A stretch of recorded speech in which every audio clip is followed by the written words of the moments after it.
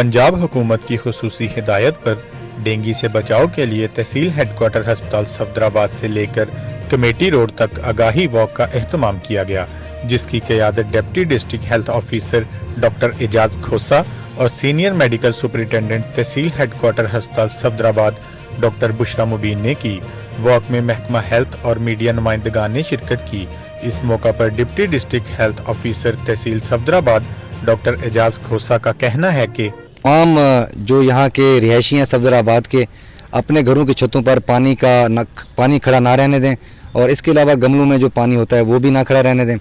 तमाम सफाई का ख्याल करें। TH सफदराबाद में हमने एक अलग से डेंगू सेल भी बना रखा है,